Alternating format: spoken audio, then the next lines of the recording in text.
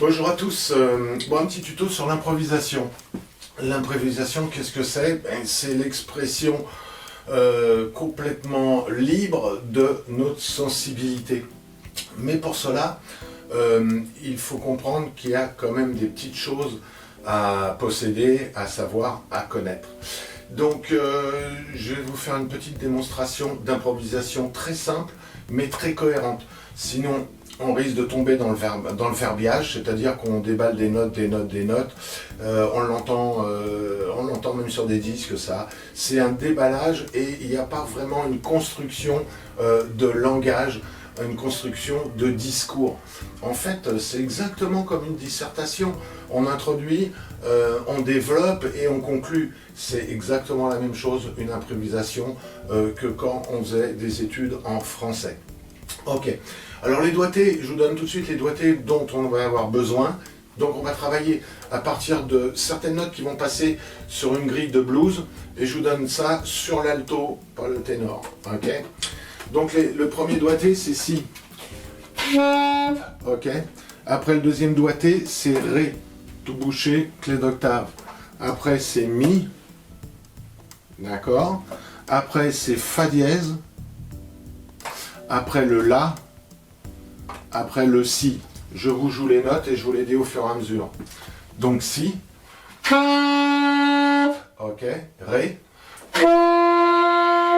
après Mi, après Fa dièse, le La et le Si. Ok, en fait c'est le pentatonique mineur de Si mineur pour le saxophone alto qui est en Mi bémol. Ok, sachez qu'une phrase musicale, bien souvent on va introduire, créer une tension, une résolution. C'est ce que je vais vous proposer de faire de façon à avoir une improvisation déjà très cohérente. Donc par exemple, j'introduis la première note, mon Si, ok. Ensuite, je vais jouer quelques croches et je vais résoudre. On y retourne.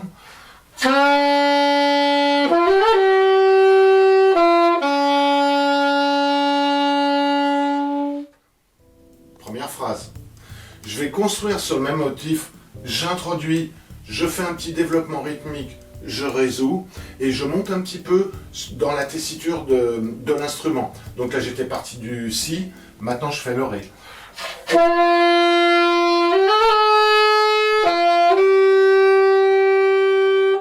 Ok, et je continue de monter. Donc l'oreille de l'auditeur va se raccrocher à ce discours dans le sens qu'il y a une cohérence de phrase en phrase. Ok, et quand j'aurai fini de développer ce motif-là, je trouverai un autre motif et je continuerai mon improvisation. Mais continuons celui-là. Première phrase, je suis parti de Si. Deuxième phrase, je suis parti de Ré. Troisième phrase, je vais partir de Mi.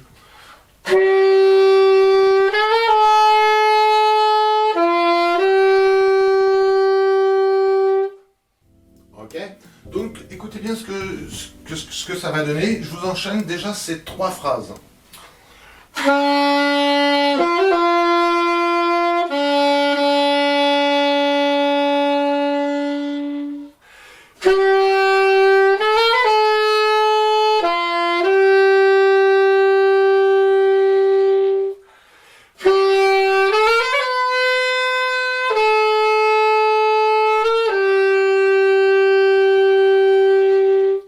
Ainsi de suite, je pourrais continuer de développer sur la tessiture.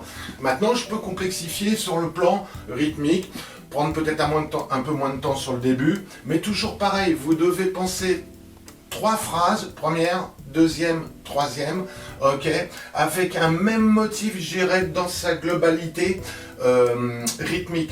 Donc, plutôt une note longue, une tension créée par un rythme, et je résous. On pourrait faire plus court.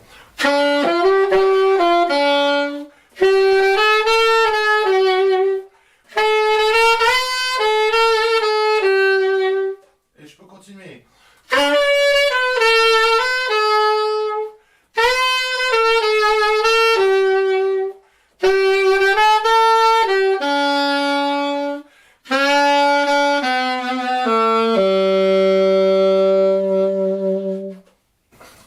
ainsi j'ai résolu mon gros paquet de phrases qui étaient carrément cohérents. Et vous voyez que l'oreille de l'auditeur reste accrochée parce que j'ai conservé cette cohérence. Après, je pourrais phraser rythmiquement un peu plus.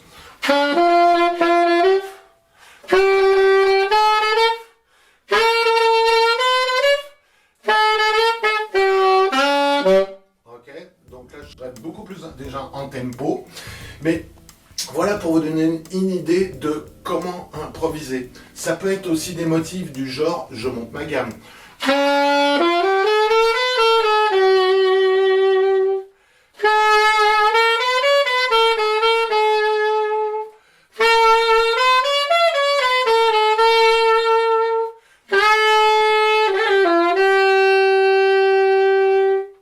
Ok, et vous vous apercevez qu'il y a toujours une cohérence parce que mes motifs sont vraiment préservés.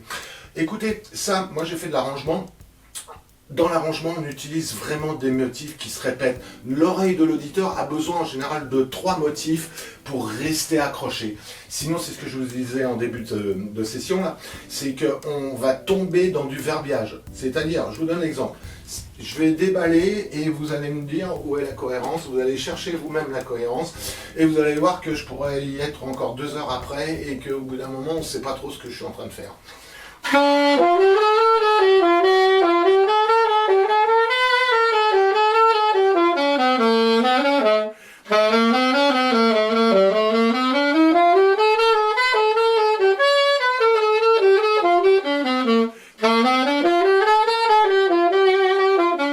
Alors même si je mets de temps en temps une petite inflexion, sachez que s'il n'y a pas de construction, vraiment, on perd un petit peu l'auditeur.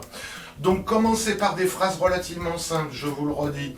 J'introduis, je crée une tension, je résous. Je fais une deuxième phrase avec à peu près les mêmes motifs rythmiques. J'introduis, je crée une tension, je résous. Je fais une troisième phrase, j'introduis, je crée une tension, je résous. Et après, je balaye ça et je continue, mais sur éventuellement d'autres motifs. Plutôt que de monter, je peux descendre. Ok? Et donc du coup, mon improvisation va se construire au fil du temps.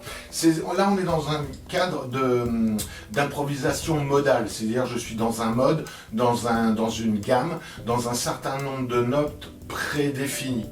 Alors évidemment, on peut aller après un petit peu plus loin, on peut sortir un peu de cette gamme, créer des tensions, donc du coup harmoniques, ce qui est possible aussi. Donc il y a 2 types de tensions.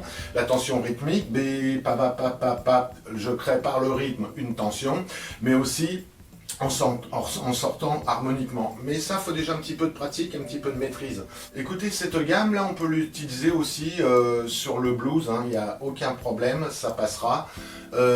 Amusez-vous aussi sur le blues à commencer à phraser avec les toniques. Donc, je suis sur un blues en ré pour le sax alto. Donc...